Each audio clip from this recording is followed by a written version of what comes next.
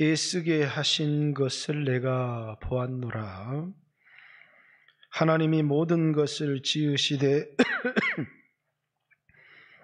때를 따라 아름답게 하셨고 또 사람들에게 영원을 사모하는 마음을 주셨느니라.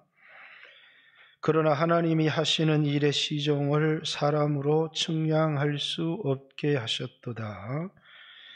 사람들이 사는 동안 기뻐하며 선을 행하는 것보다 더 나은 것이 없는 줄을 내가 알았고, 사람마다 먹고 마시는 것과 수고함으로 낙을 누리는 그것이 하나님의 선물인 줄도 또한 알았도다.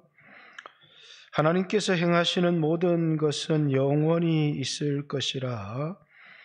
그 위에 더 할 수도 없고 그것에서 덜 할 수도 없나니, 하나님이 이같이 행하심은 사람들이 그의 앞에서 경외하게 하려 하심인 줄을 내가 알았도다. 이제 있는 것이 옛적에 있었고 장래에 있을 것도 옛적에 있었나니, 하나님은 이미 지난 것을 다시 찾으시느니라.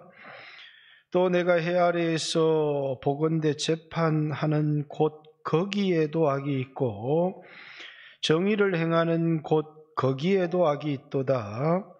내가 내 마음속으로 이르기를 의인과 악인을 하나님이 심판하시리니, 이는 모든 소망하는 일과 모든 행사가 때가 있음이라 하였으며, 내가 내 마음속으로 이르기를 인생들의 일에 대하여 하나님이 그들을 시험하시리니, 그들이 자기가 짐승과 다름없는 줄을 깨닫게 하려 하심이라 하였노라. 인생이 당하는 일을 짐승도 당하나니 그들이 당하는 일이 일반이라. 다 동일한 호흡이 있어서 짐승이 죽음같이 사람도 죽으니, 사람이 짐승보다 뛰어남이 없음은 모든 것이 헛됨이로다. 다 흙으로 말미암았으므로 다 흙으로 돌아가나니 다 한 곳으로 가거니와, 인생들의 혼은 위로 올라가고 짐승의 혼은 아래 곧 땅으로 내려가는 줄을 누가 알랴. 그러므로 나는 사람이 자기 일에 즐거워하는 것보다 더 나은 것이 없음을 보았나니, 이는 그것이 그의 몫이기 때문이라. 그의 뒤에 일어날 일이 무엇인지를 보게 하려고 그를 도로 데리고 올 자가 누구이랴. 아멘. 할렐루야. 오늘 철야 예배가 쑥 빠졌어요. 그죠? 우리 집사람은 아무도 안 빠질 거라고.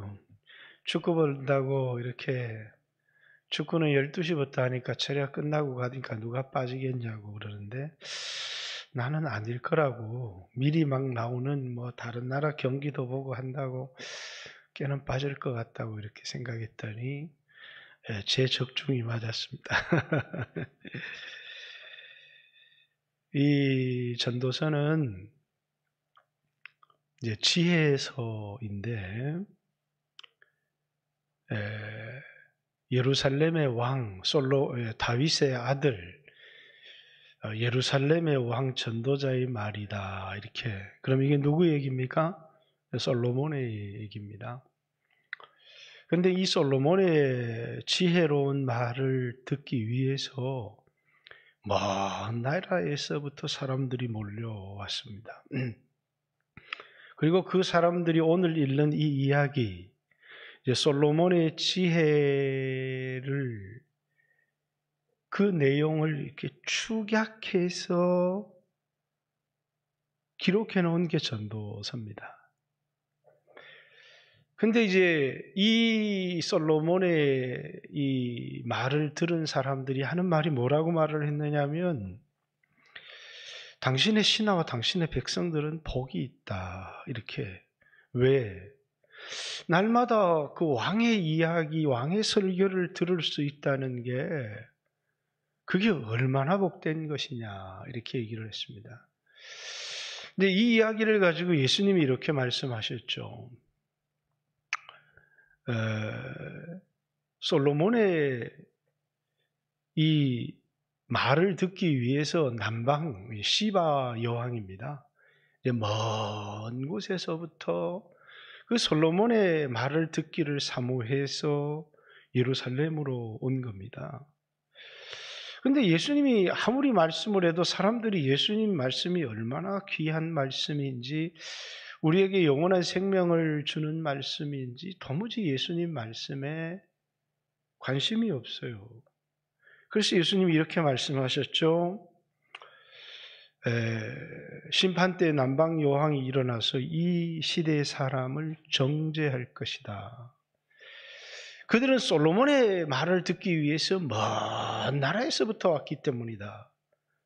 여기 솔로몬보다 큰 이가 있다. 이렇게 하면서, 아니 솔로몬의 얘기를 듣기 위해서도 먼 나라에서 와서 이 얘기를 들었는데, 여기 솔로몬보다 더 큰 이가 하는 말에 이렇게 무관심하기 때문에 남방의 여왕이 일어나서 이 시대의 사람들을 심판할 거다. 이렇게 오늘 여러분이 그 얘기를 듣는 겁니다. 그죠?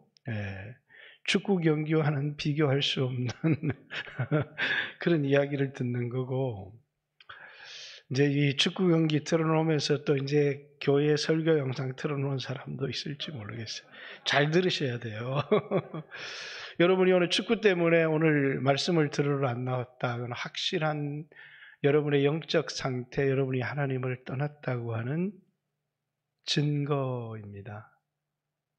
자, 이거는 그냥 하는 이야기가, 장난처럼 하는 이야기지만 이제 여러분의 관심, 여러분의 중심을 분명히 알아라. 그것이 바로 뭡니까? 여러분이 하나님을 떠났다고 하는 가장 확실하고 분명한 증거다. 그걸 돌이키지 않으면 하나님은 여러분에 대하여서 은혜로우신 하나님으로 다가오시는 게 아니라 시기하고 질투하시는 하나님으로, 왜? 여러분을 사랑하기 때문에 예수님 말씀을 듣는 것보다, 예수님도 사랑하죠. 근데 생활에서는 늘 예수님이 우선이 아니에요. 근데 우리의 마음이 이 말씀을 듣는 것보다, 그리고 하루 종일 이 말씀을 묵상하는 것보다 하루 종일 돈을 묵상하고 있거나 하루 종일 축구를 묵상하고 있거나, 이제 그것이 하나님의 질투를 불러일으키는 것들입니다. 그래서 집에서 축구 경기 틀었다가 설교 틀었다가 베개에 걸쳐놓고 이렇게 들으시는 분들은 이제 무릎을 꿇고 회개하세요.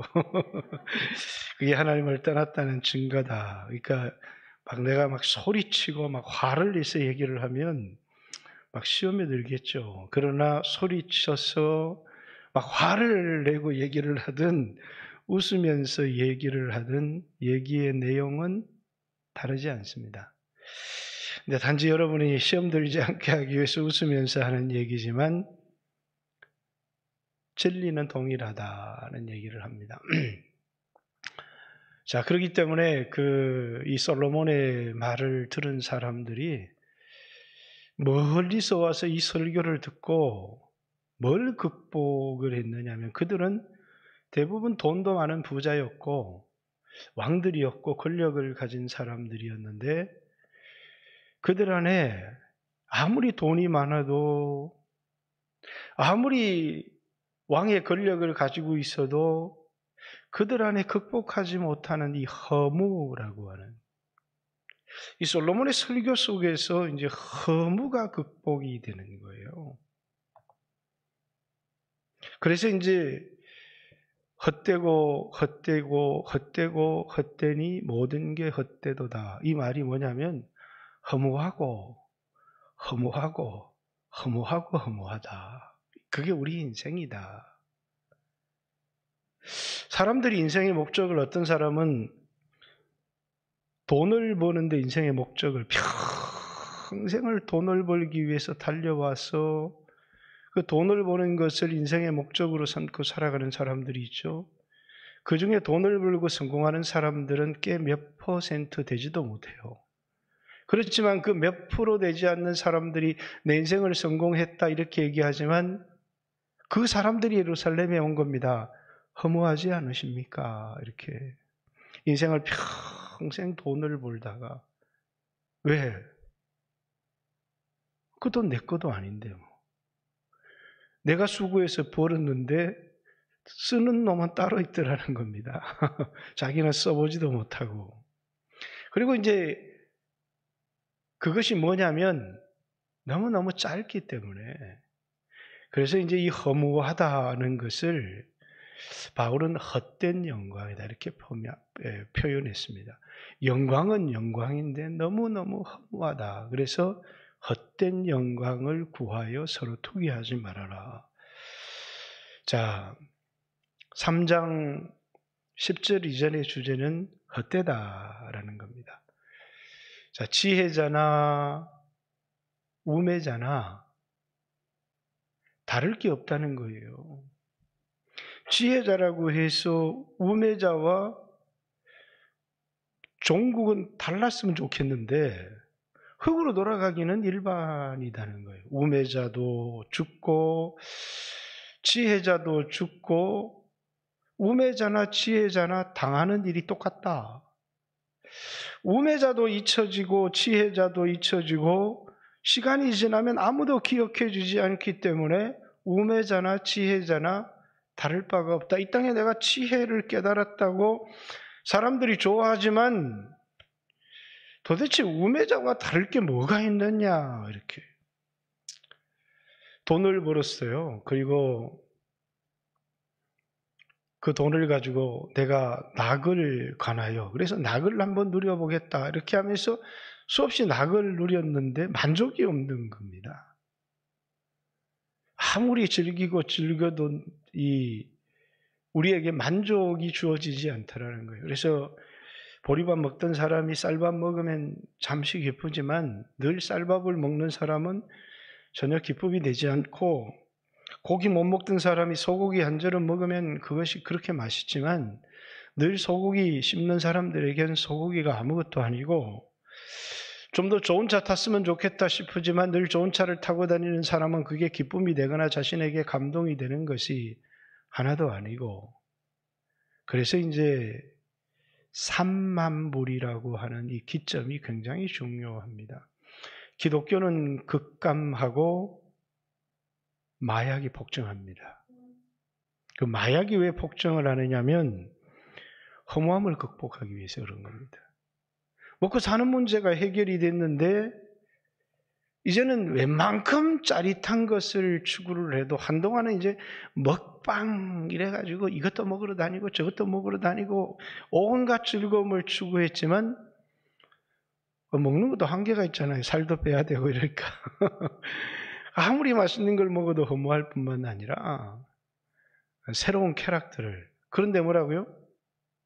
새로운 게 없더라는 거예요. 해아래 내가 오늘 누리는 건 과거에도 누렸고 그리고 미래에도 똑같이 반복될 거다는 겁니다. 그것을 이제 허무하다. 그래서 이제 이게 모든 게 헛되다는 겁니다. 이 세상에 만약에 하나님이 없다면 영원한 것이 없다면 해 아래서 일어나는 이런 새로운 것도 없기 때문에 또 영원하지도 않기 때문에 결국 당하는 일은 동일하기 때문에 모든 게 헛되다 이렇게 얘기를 합니다. 오늘 본문부터는 주제가 달라지기 시작합니다. 헛되다라고 하는 주제가 아니고 알았다라고 하는 주제입니다. 그래서 3장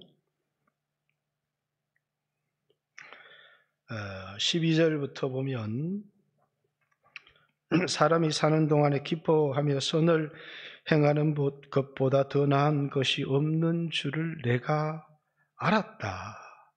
사람이 먹고 마시는 것과 수고함으로 낙을 누리는 그것이 하나님이 내가 하는 게 아니라 하나님이 주시는 선물인 줄을 알았다.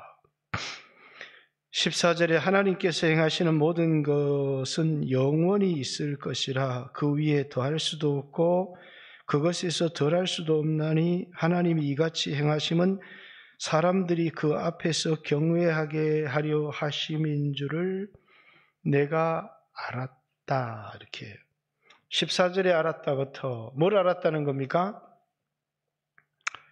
솔로몬이 인생이 다 허무한데 살다가 하나 깨달은 게 있다는 거예요. 그게 뭐냐면 사람은 기준이 다릅니다. 여기 앞에 때를 얘기했지만 이제 라떼 있잖아요. 라떼. 나 때는 그랬다. 그때는 그게 옳았는데 지금은 그게 틀리잖아요. 그죠? 그게 라떼예요. 라떼. 예. 그런데 하나님의 기준입니다. 하나님의 기준. 그 하나님의 기준은 변하지 않는 하나님의 기준이 있다는 거예요. 그게 하나님이 행하시는 모든 것은 영원히 있을 거다. 변하지 않는다는 거예요. 그 위에 더할 수도 없고 그것에 덜할 수도 없나니 그 말은 뭐예요? 요한계시록에 나오는 하나님의 말씀에 가감하는 자는 심판을 받는다는 거예요. 하나님의 기준은 영원하고 그래서 뭡니까? 그 기준이 과거에도 그 기준으로, 현재에도 그 기준으로, 미래에도 그 기준으로. 그 말이 15절에 나와 있는 이전에 있는 것이 옛적에도 있었고 또 장래에 있을 것이 옛적에도 있었나니 하나님은 이미 지난 것을 다시 찾으시느니라. 하나님은 옛적도 지금도 장래도 동일한 기준을 가지고 세상을 심판하고 세상을 판단하신다는 거예요. 만약에 이 세상에 하나님이 없다. 그러면 뭡니까? 이 세상에 그 어떤 것도 주인이 없어요. 그래서 사람들이 주인이 없다고 생각했기 때문에 움켜잡으면 내 것이라고 생각을 해서 사람들은 세상의 것을 막 취하기 시작을 한 겁니다. 그리고 많은 것을 취한 사람이 세상을 성공한 사람이다. 이렇게 세상은 그런 기준을 가지고 있는데 하나님은 전혀 그렇지 않다는 거예요. 하나님은 뭡니까? 하나님은 이 세상의 모든 것을 만드셨어요. 근데 그 만든 것을 뭡니까? 아름답게 만드셨어요. 11절에 하나님이 모든 것을 지으시되 때를 따라 아름답게 하셨고 이렇게 얘기를 합니다. 이 말이 무슨 말이에요? 창세기 1장에 나오는 말이에요. 하나님이 무엇을 지으셨다? 하나님이 첫째 날 무엇 지었다? 둘째 날 무엇 지었다? 그리고 아름답게 지었다는 말은 뭐예요? 똑같은 단어기에 보시기에 좋았더라는 말씀이죠. 하나님이 첫째 날 뭘 창조하시고 보시기에 좋았더라. 하나님이 둘째 날 뭘 창조하시고 보시기에 좋았더라. 창조하고 보시기 좋은 거예요? 그게 아니고 하나님이 창조하신 것에는 뭐가 있다는 겁니까? 목적이 있다는 거예요. 그죠? 산을 만든 데도 목적이 있고 무엇을 만든 데도 다 목적이 있고 여러분과 저를 만든 데도 하나님 목적을 가지고 있다는 겁니다. 그러면 하나님이 없다고 하는 사람, 육체가 전부라고 하는 사람들이 살아가는 삶이라고 하는 게 뭐냐면 이 세상은 아무도 주인이 없어. 차지하는 놈이 주인이야. 그러면서 세상 것을 막 움켜잡는 사람도 있고 높은 자리에 올라가는 권력을 휘두르는 사람도 있지만 헛되다는 겁니다. 허무하다고. 마치 세상에 성공한 것 같지만 하나님의 기준에는 전혀 부합하지를 못하는 거예요. 그런데 만약에 하나님이 살아계시다면 그리고 그 하나님이 여러분과 저를 만드셨고 만드실 때 목적을 갖고 만드셨다. 하나님이 여러분과 저를 만드셨어요. 그런데 죄가 들어와서 하나님의 목적을 상실해버렸고 어떻게 살아야 될지를 잊어버린 거예요. 그걸 하나님의 형상이 깨어졌다 이렇게 얘기를 하는 겁니다. 왜? 만들기는 하나님이 만들었는데 하나님이 만든 목적을 잃어버린 거죠. 왜? 하나님을 잃어버리니까 내가 살아야 되는 이 땅에 존재하는 목적을 잃어버린, 그 목적을 잃어버린 사람들이 뭐냐면 나름대로 이 세상에 분명한 목적을 가지고 살아가더라는 거예요. 그 분명한 목적이 인생 꿈이 뭐니? 대통령 되는 겁니다. 나는 정주영처럼 부자가 되는 겁니다. 그런 꿈을 가지고 사람들이 살아가는데 그러면 그게 하나님 보시기에 정당한 꿈이고 정말 훌륭한 인생을 살아가느냐, 목표를 가지고 살아가는데 그 목표가 하나님이 우리를 만드신 목표와는 전혀 다르다는 거예요. 하나님이 모든 것을 만드셨는데 어떻게 만드셨다고요? 아름답게. 그 아름답게 만들었다는 거 우리가 보기에 야 보기 좋다 이게 아니고 목적을 갖고 있다는 거예요. 여러분에게도 이 세상 하나님의 손에 의해 지어진 모든 것에는 목적이 있습니다 라는 것이고, 그리고 14절에 하나님이 행하시는 모든 것은 영원히 있을 것이다. 그 위에 더할 수도 없고 그것을 덜할 수도 없다. 하나님의 기준이 있다는 거예요. 그죠? 하나님의 기준. 그걸 뭐라고 그래요? 정경이라고 하는 거예요. 이제 성경이라고 하는데 이 성경 중에 이 66권의 성경을 정경이라고 해요. 정경이라는 말은 캐논이라는 말이에요. 캐논이라는 것은 뭡니까? 모든 것의 기준이라는 이야기예요. 이것이 옳고 그름을 판단하는 기준이 뭐라고요? 성경이라고 하는 거예요. 우리가 성경을 읽어야 되는 중요한 이유가 하나님의 목적을 깨닫고 하나님의 기준을 깨닫고 이런 삶은 하나님이 기뻐하시고 이런 삶은 하나님이 미워하신다는 걸 뭐라고요? 사람마다 주관적인 기준을 가지고 살아가요. 주관적인 인생의 목적을 가지고 살아가는데 그 삶들이 나름대로 성공했다고 하는 사람들이 다 모였는데 그 사람들이 너무너무 허무한 것은 그들 안에 영원을 사모하는 마음이 있는데 그들이 돈을 얻었는데 그 돈이 얼마 가지 못하는 헛된 영광이고 또 그들이 세상의 쾌락을 즐기며 살아가는데 그것이 새로운 것이 하나도 없는 살아보니까 새롭다 그래서 이것도 해보고 새롭다 그래서 이것도 해보고 새롭다 그래서 이것도 해보니까 과거도 했던 거고 미래도 될 것이고 하나도 새로운 것이 없고 해 아래 새로운 것이 하나도 없더라. 그리고 그것이 영원하지도 않더라. 하나님은 인간을 지었을 때 영적인 존재를 지었기 때문에 영원을 사모하는 마음을 인간에게 주셨는데 돈을 가진 사람도 권력을 가진 사람도 지혜를 가진 사람도 극복할 수 없는 하나가 있는데 허무더라는 겁니다. 그래서 허무하더라. 솔로몬이 그걸 직접 실험을 해봤다. 내가 쾌락은 무엇이냐 하고 쾌락을 누리며 실험을 해봤는데 그거 허무하더라. 돈, 또 처와 첩, 많은 땅, 다 실험을 해봤는데 그것이 다 허무하고 헛되더라. 돈을 100억 가진 사람이 내가 돈 엄청 많이 벌어봤는데 그거 허무합니다. 그러면 사람들이 뭐예요? 100억밖에 안 벌어서 그렇지. 한 10조쯤 벌면 생각이 달라질 걸 이렇게 웃을 수도 있어요. 근데 누가 그런 얘기를 한 겁니까? 세상에서 가장 큰 부자가 장가를 한 5번쯤 가보고 나서 하는 말이 5번 가봤는데 별 여자 없더라. 5 여자밖에 안 살아봤잖아. 나처럼 한 3천 여자, 4천 여자 데리고 살아봐야 제일 세상에서 많은 여자를 데리고 살아본 솔로몬이 하는 얘기라는 그거 허무하더라. 돈을 제일 많이 가져본 사람이 그거 허무하더라. 절대 권력을 가져봤던 사람이 그거 허무하더라. 뭐가 극복이 안 되더라고요? 자기 안에 있는 공허함.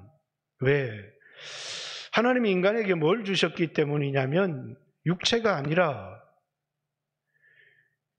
영원을 사모하는 마음을 인간에게 주셨기 때문이다. 이렇게 얘기합니다. 그래서 이제 우리 선조들의 말도 이제 권력이라고 하는 것이 10년이 안 가고 마치 일장춘몽과 같더라. 하룻밤 꿈과 같더라. 이렇게 그 당시에는 권력에 도취돼서 살아갔지만 그게 뭡니까? 순식간에 지나가니까 너무 허무하고 일장춘몽 같더라. 그러면 이 세상을 어떻게 살아야 되느냐는 거죠. 그 얘기가 12절에 사람들이 사는 동안에 기뻐하면서 선을 행하는 것보다 더 나은 것이 없는 줄 내가 알았다. 기뻐하며 살아가는 삶, 선을 행하는 삶. 그러니까 우리가 기뻐하고 선을 행하고 이렇게 하나님이 우리를 향해서 가지신 뜻이 있는데 그 뜻은 뭐라고요? 죄를 지어서 타락하기 전이나 타락한 후나 여러분과 저를 향해서 가지신 하나님의 목적은 변하지 않고 동일합니다. 자, 여러분을 하나님이 창조하실 때 구원하기 위해서 여러분 창조하셨습니까?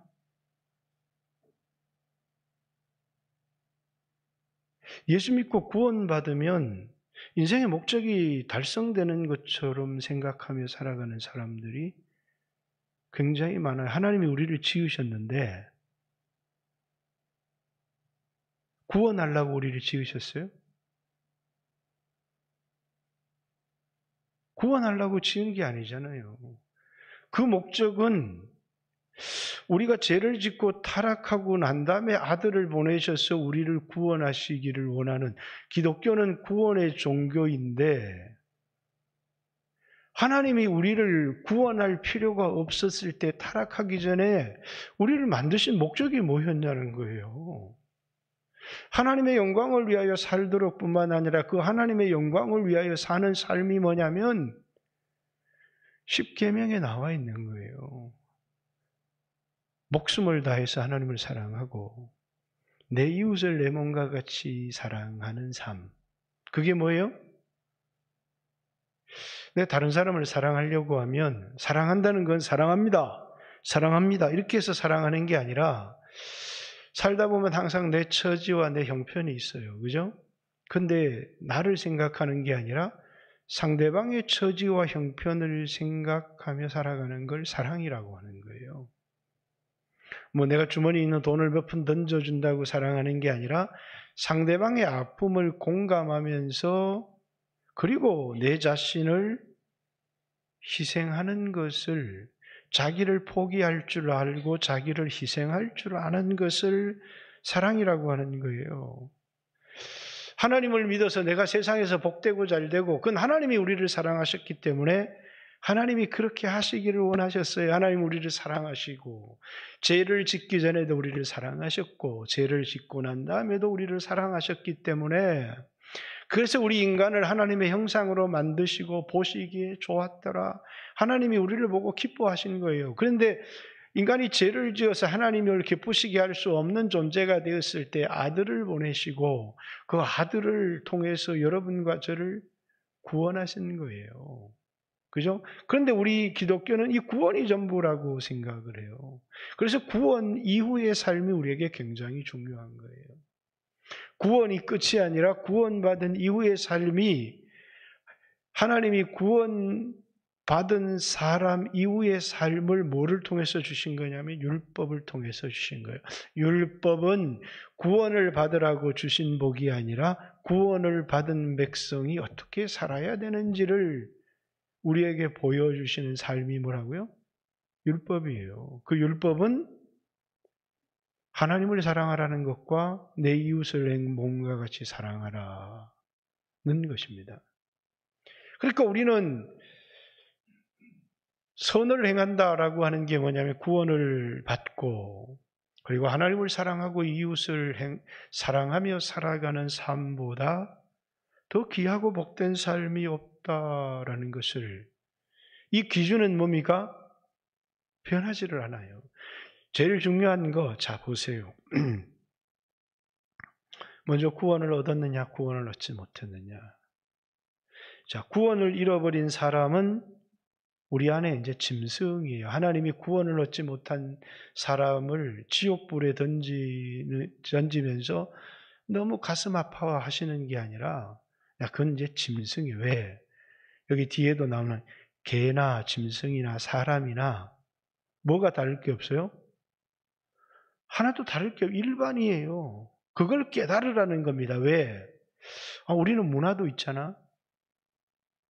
우리는 개나 짐승들하고 다르게 인권이 있잖아. 요즘은 뭐 개에도 인권을 부여하는 시대가 됐지만, 그러면 우리에게 제일 중요한 질문이 있어요. 인간과 동물의 차이는 뭐예요? 영혼이 있다는 거예요. 그래서 뒤에 우리 마지막에 그런 말씀이 나오죠. 우리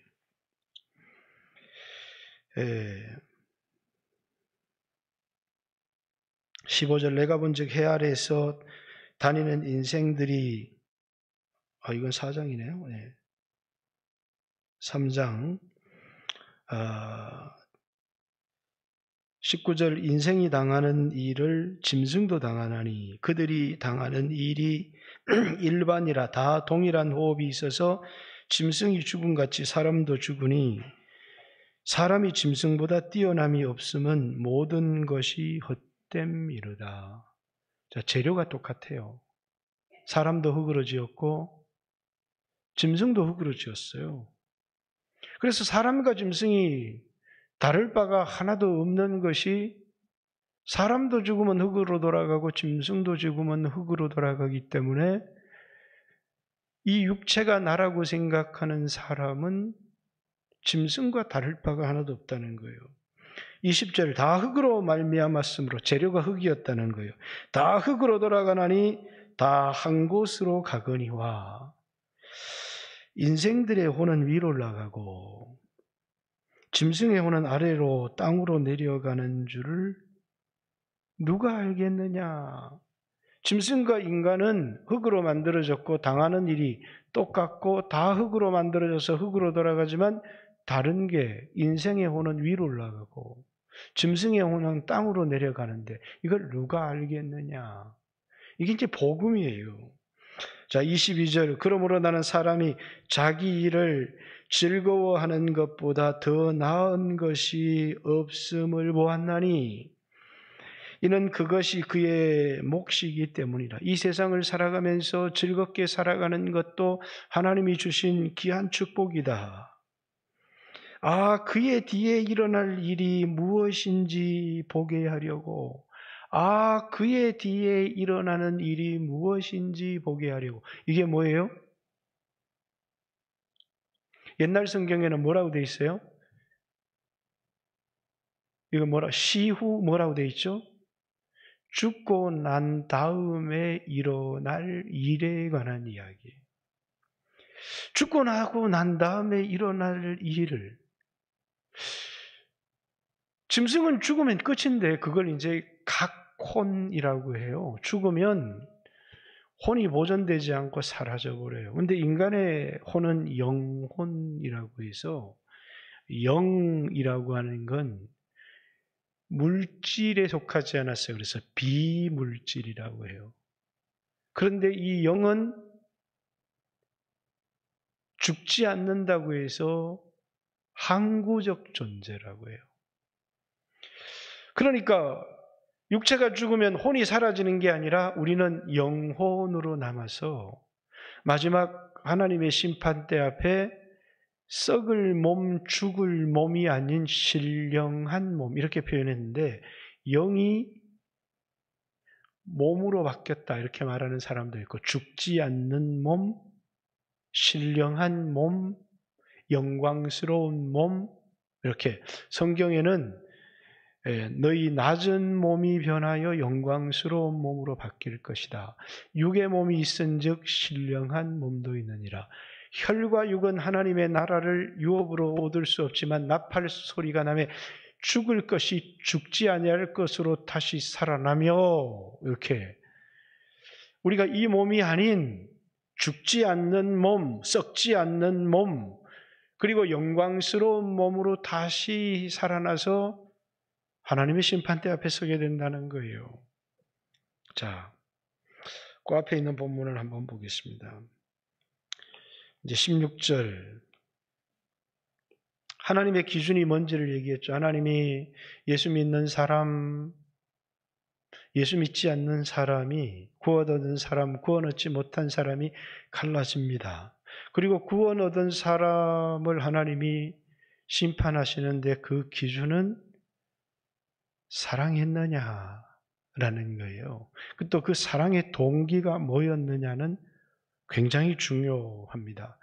그래서 이제 마태복음 25장 회개의 날, 종말의 날에 하나님이 염소와 양을 갈라요. 그리고 이제 이 작은 자 하나에게 한 것이 내게 하지 않는 거다. 우리가 언제 예수님 감옥에 갇힌 것을 보고 돌아보지 않았습니까? 헐벗은 것을 보고 배고픈 것을 보고 먹을 것을 주지 아니하고 입을 옷을 주지 않았으면 이 작은 소자에게 하지 아니한 것이 곧 내게 하지 아니한 것이다 하는 중요한 심판의 기준이 나와 있죠. 하나님을 사랑할 뿐만 아니라 하나님을 사랑한다면 작은 소자에 대한 관심과 사랑, 그것이 마지막 심판의 중요한 기준이 될 수 있다는 것을 얘기를 합니다. 그래서 여기 어떤 사람이 우리 아까 읽었던 12절에 사람들이 사는 동안에 기뻐하며 선을 행하는 것보다 더 나은, 더 가치 있는 삶이 없다는 것을 내가 깨달았다, 내가 알았다, 이렇게 얘기를 하는 겁니다. 돈을 버는 삶보다 기뻐하면서 허무에 빠지는 게 아니라 자족하면서 하나님의 기준을 따라 살아가는 삶, 그거보다 더 나은 삶, 더 가치 있고 값진 삶이 없다는 사실을 깨달았다. 그런데 이제 하나님의 심판이 나옵니다. 16절, 또 내가 해 아래에서 이루어지는 일입니다. 보건대 재판하는 곳, 거기에도 악이 있고, 우리나라 지금 재판에 여러 가지 문제들이 있잖아요. 전 정권에서도 3년을 적폐 수사를 했어요. 근데 그 수사가 그 재판이 공정했느냐? 그럼 지금 재판은 공정하냐? 전 정권에서도 이게 정치가 재판에 영향을 미치기 시작을 하니까 지금도 뭐라고요? 공정하다 이렇게 보기가 굉장히 어려운 겁니다. 그러니까 검찰 권력이라고 얘기를 하는 게, 그러면 검사나 판사는 정치적인 성향을 갖고 있고 이익 집단에 속하여 있지 않느냐? 그렇죠. 판사가 우리법 연구에 만들어 가지고 정치적인 성향에 따라서 판단해 버리니까 판사는 어느 성향에 속한 사람들을 자기 성향을 드러내면 안 되고, 기록된 법, 자기가 공산주의자여도 자유민주주의 법을 가지고 재판을 하면 그 법대로 재판을 해야 되는데 자기 정치적인 성향이 재판에 들어가면서부터 사법기관이 정치화되기 시작해요. 그죠? 우리나라는 지금 이 딜레마에 빠진 겁니다. 전 정권이 그러했고 지금 정권이 그걸 반복하는데, 전 정권도 3년을 적폐 수사했으니까 이제 이 정권이 전 정권 심판하는 수사는 6개월밖에 안 했는데, 이게 우리나라의 비극이죠. 누군가는 끝을 내야 되는데 끝을 내려고 하니까 정권이 바뀌지 않을 것 같으니까 이 싸움이 되어지는데, 이게 정말 이 땅에 보내진 하나님의 심판이다, 그런 생각을 할 만큼 비극적입니다, 나라가. 그죠? 어찌되었든지 간에 이 땅에서 이루어지는 재판을 이렇게 얘기를 하고 있습니다. 해 아래 보건대 재판하는 곳, 거기에도 악이 있고 정의를 행하는 곳, 거기에도 악이 있다. 어디예요? 이 땅에 재판장에 악이 있더라는 거예요. 17절, 내가 내 마음속으로 이르기를 의인과 악인을 하나님이 심판하신다. 이건 해 아래의 법정에서 이루어지는 심판이 아니라 하나님이 하시는 심판. 이는 모든 소망하는 일과 모든 행사의 때가 있음이라 하였으며, 내가 내 마음속으로 이르기를 인생의 일에 대하여 하나님이 그들을 시험하시리니 그들이 자기가 짐승과 다름이 없는지를 깨닫게 하려 하심이라 하였노라. 이 세상에서 살아가는 삶들이 하나님께서 끊임없이 사람들을 심판하고 징계하시고 하는 이유가 우리가 살아가는 삶이 도대체 짐승과 뭐가 다르지? 우리가 짐승과 다를 바가 없다는 사실을 깨닫게 하고, 그리고 인간이 살아야 될 참된 삶이 무엇인지를 찾게 하려고 한다는 거예요. 그러면서 인간과 짐승이 다른 게 뭐라고요? 인간은 죽으면 혼이 위로 올라가고 짐승은 죽으면 혼이 땅 아래로 꺼지는데, 그 다음 죽고 난 그 다음 일에 대하여, 그게 뭡니까? 하나님의 최종적 심판이에요. 여러분과 제가 이 세상을 지금까지 살았던 삶이 있잖아요. 지금까지 살았던 삶에 대해서 어떤 여자가 얘기를 합니다. 목사님, 저는 인생을 무르고 싶어요. 남편을 잘못 만나가지고 사기당하고 헛된 인생만 산 것 같습니다. 그러면 어떻게 인생을 물을 수 있어요? 누가 물어줄 수 있어요? 아무도 물어줄 수 없어요. 과거에 나는 잘못 산 것 같아. 이 인간이 나를 이용해가지고 내 평생 썩고 살았어. 아무리 후회해도 소용이 없어요. 그래서 뒤에 있는 건 잊어버리는 게 좋은 거예요. 용서하고 잊어버리고, 이제 내가 내 남은 인생이 얼마를 남았든지 그 남은 인생을 뭡니까? 올바른 목적. 이게 제일 중요한 거예요. 하나님이 나를 창조하신 목적. 그게 뭐예요? 하나님을 사랑하고 이웃을 사랑하는 거예요. 죄를 짓고 난 다음에 하나님이 우리 인간을 향해서 가지신 목적, 구원하는 거예요. 여러분과 제가 예수 믿어서 구원을 얻어야 되고, 구원을 받고 나서는 나 인생의 목적이 없어졌어. 구원받았으니까. 그게 아니라 하나님을 사랑하고 이웃을 사랑하는 삶. 그것의 일환으로 우리는 복음도 전하고 또 헌신하며 살아가기 시작하는 거예요. 그래서 그리스도인의 삶이라고 하는 건, 난 돈이 없어요. 난 몸이 약해요. 나는 뭐가 없어요. 끊임없이 자신의 부족한 것만을 아뢰는 게 아니라 감사하는 삶이에요. 자족하는 삶. 그리고 뭡니까? 사랑하는 삶에 있어요. 돈이 많다고 남을 돕고 살아갈 수 있고, 돈이 없다고 남을 돕지 못하고 살 수 있다는 얘기는 전혀 아니에요. 돈이 많아도 남을 돕지를 못하고, 돈이 없어도 남을 도울 수가 있는 게 인생이에요. 돈이 있으면 사랑할 수 있고 돈이 없으면 사랑할 수 없는 게 아니라, 돈이 없는 사람도 사랑할 수 있고 돈이 있는 사람도 사랑할 수 있어요. 그래서 주님 저에게 돈을 주시면 이렇게 하겠습니다라고 하는 게 아니라, 사랑하면 하나님이 더 많은 사람을 사랑할 수 있도록 더 많은 돈을 채워줄 수 있는데, 우리는 알아요. 돈이 목적이 아니라 내 인생의 목적을 이루기 위해서 하나님이 돈을 공급해 주신다는 거예요. 돈이 목적인 사람에게 아무리 돈을 주어도 돈이 목적인 사람은 돈이 우상이 되어져 있기 때문에 그 돈을 올바른 목적에 쓰는 것을 배우지를 못했어요. 하나님 만나지 못했기 때문이에요. 돈 자체가 인생의 목적이 되어져 버린 것이죠. 그러나 자신의 인생의 목적을 깨달은 사람에게 하나님이 뭡니까? 이제 그 인생의 목적을 이룰 수 있도록 돈을 공급해 줄 수는 있지만, 자기가 이게 필요합니다, 저게 필요합니다. 그러면 인간의 필요가 사라지느냐? 그렇지 않아요. 욕망은 커지고 커집니다. 이게 티코 탈 때, 요즘 티코가 있는지 없는지 스파크 탈 때는 아반떼만 타면 세상 부러울 것 없는데, 아반떼 타니까 행복하던가요? 그랜저 탔으면 좋겠다. 그랜저 타니까 행복합니까? 외제차 차도 행복해요? 만족스럽습니까? 만족이 없습니다. 왜? 인생의 올바른 목적을 찾지를 못했기 때문이에요. 그냥 목적이 뭡니까? 남들보다 비교해서 좀 더 좋은 차를 타고, 남들보다 비교해서 좀 더 기름진 음식을 먹고, 그걸 인생의 성공이라고 생각하고 있기 때문에 그래서 뭐라고요? 나는 돈이 없어서 선한 일을 못해요. 넌 돈이 없어서 사랑을 못해요. 돈이 있는 사람은요? 더 못하죠.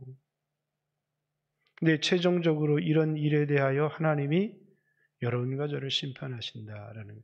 우리 인생의 가장 중요한 게 뭔 줄 아세요? 마음이에요. 그래서 사람들은 환경을 핑계 대는데 하나님 우리 중심을 보시죠. 사랑하느냐라는 거죠.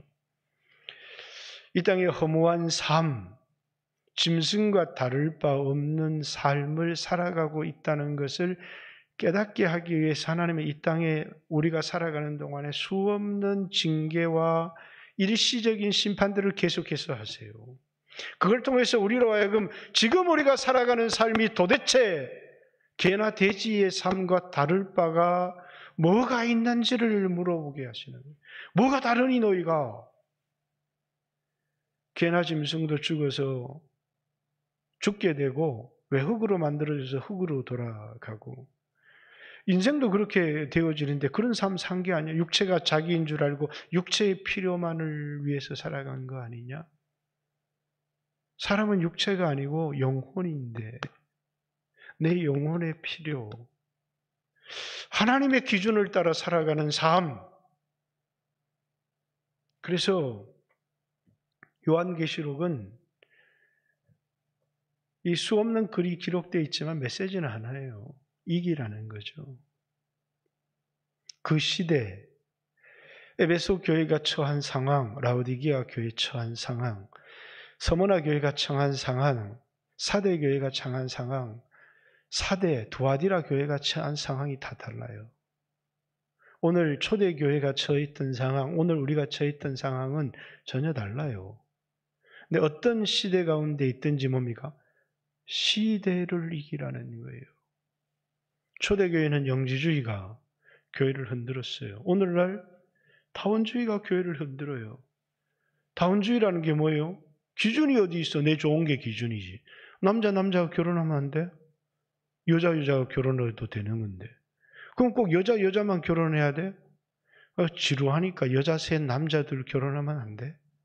그래서 이제는 가정이 한 남자가 그 부모를 떠나 한 여자를 만나서 가정을 이루는 개념들이 무너지기 시작하는 거예요. 왜? 지루하잖아요. 이 세상의 사람들이 3만 불이 넘어가면 사람들이 견디지 못하는 게 있어요. 그게 지루함이에요. 이 전도서의 1장부터 이 3장 초반까지 얘기하는 게 뭐라고요? 지루하다는 거예요. 돈을 버는 것도 지루하고 쾌락을 즐기고 그래서 이 지루함을 극복하기 위해서 뭐든지 해봐요. 그런데 그중에 너무너무 재미있는 게 뭐라고요? 마약을 하는 것도 재미가 있는데 더 쾌락인데 마약은 몸을 부리잖아요. 자기 정신도. 그러니까 남자 셋, 여자 셋이 결혼을 해서 가정을 이루면 이건 어떨까? 그래서 그런 가정을 통과를 자꾸 시키려고 하는 거예요. 그러면서 여러 가지 합리적인 이유가 돼요. 남자가 죽으면 다른 남자가, 그러니까 누구 아빠인지 묻지 말고 그냥 공동 육아를 하고 공동 가정을 하자. 이렇게. 그러니까 여러분 좋습니까? 할렐루야입니까? 좀 지루함이 극복될 것 같아요. 중요한 건 우리에겐 기준이에요. 성경의 기준은 뭡니까? 남자와 여자가 결혼하는 거예요. 그리고 한 남자가 한 여자와 결혼을 하는 겁니다. 그게 뭐라고요? 가정이라고 하나님이 만드신 가정이라고. 교회는 이래야 된다라고 하는 거. 교회는 예수님에게 주권이 있고 예수님이 머리고 그리고 뭡니까? 모든 한 사람 한 사람은 교회 예수님께 붙어있는 지체고 자기 역할이 있고 서로 돕고 서로 상합하고 하나 되고 협력해야 되는데 교회가 그러지를 못하는 거예요. 그럼 뭐라고요? 그건 좋은 게 아니야. 다 다른 사람, 다른 은사를 가진 사람들이 모였지만 다 하나가 되는 게 교회야. 그게 뭡니까? 이게 교회다라고 하나님의 기준을 정해준 거예요. 왜?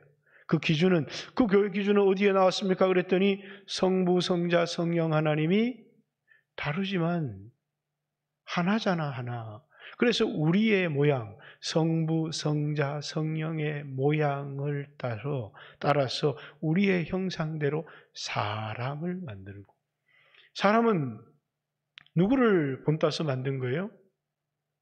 하나님의 형상을 따라 만들어졌고 하나님의 모양대로 성부, 성자, 성령 각각 다른 인격이 원 네이처, 한 본질 안에 있는 것처럼 남자에게서 갈빗대를 취하여 여자를 만들었고 남자가 부모를 떠나 아내와 연합해서 하나가 되도록 만드신 거예요. 그게 뭐라고요? 하나님 모양대로. 그것이 교회고 그것이 가정이다. 이렇게 그게 하나님의 기준을 제시한 건데 우린 그거 싫어요. 그리고 우리 나름대로 기준을 따라 살았어요. 그건 뭐라고요? 세상 사람들은 왜 내 마음대로 사는데 네가 뭐라 그래? 사세요. 그렇지만 그 사람은 가치 있는 삶의 기준이라고 하는 하나님이 세우신 그 기준과는 전혀 다른 삶을 산다는 거예요. 오늘 여러분과 저도 이 세상을 살아가면서 중요한 것, 성경이 뭐라고 말했습니까? 하나님이 뭐라고 말씀하셨어요? 라는 데 관심이 없어요. 나한테 덕이 돼? 라고 하는 모든 기준이 나한테 덕이 되는 건가? 나한테 손해가 되는 건가? 기준이 잘못된 거예요. 기준이 성경대로인지 아닌지 그게 중요한 거예요. 내가 기준이 되어지는 삶이 뭐라고요? 이미 다른 사람을 사랑하지 못하고 이기적인 삶이기 때문에 그렇다는 거예요. 자, 결론. 가장 가치 있는 삶이 뭐예요? 우리에게 주어진 가장 값진 삶, 우리 인생이 목적으로 살아가야 될 삶이 뭐냐고요? 돈 버는 거예요? 권력을 차지하는 거예요? 남들 위해 우위에 서는 거예요? 비교해서 내가 잘났다고 하는 거예요? 하나님이 인간을 사랑하도록 만드셨어요. 그런데 사랑할 수 없는 이기적인 존재가 되어져 버렸어요. 그래서 예수님을 보내셨어요.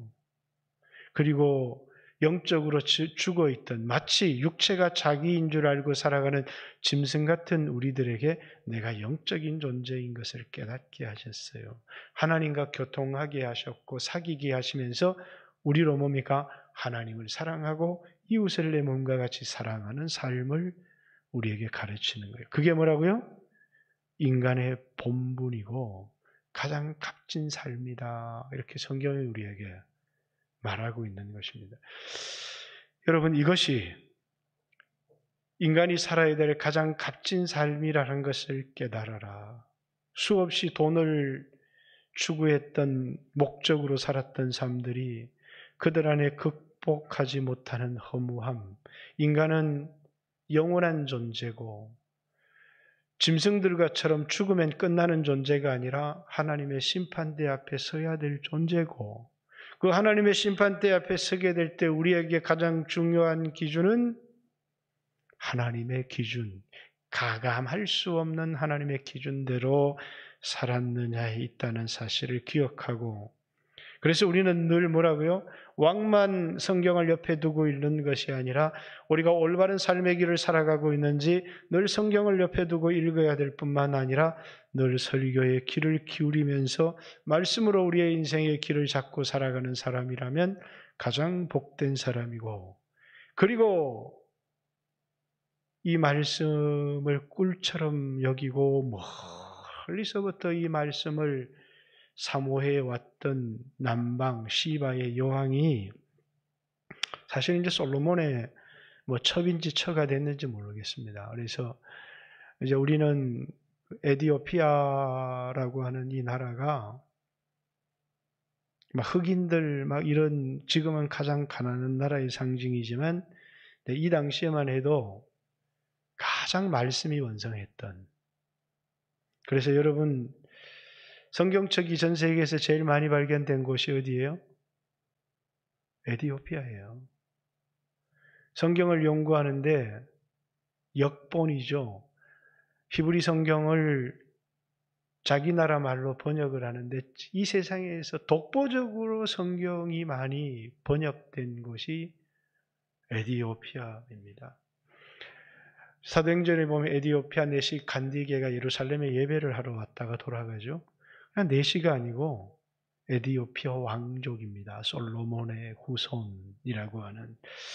그렇죠. 그들은 시바 여왕 때부터 말씀을 너무너무 사랑했고 성경을 번역해서 읽었고 전 세계 역본이 독보적으로 많이 발견된 성경을 사랑하는 이슬람화 되기까지, 이슬람화 되고 나서도 이슬람을 피해서 산 꼭대기 높은 곳에 동굴을 짓고 살았던 그 에디오피아에 가면 기독교의 그 핍박의 역사들이 그대로 간직되어져 있습니다.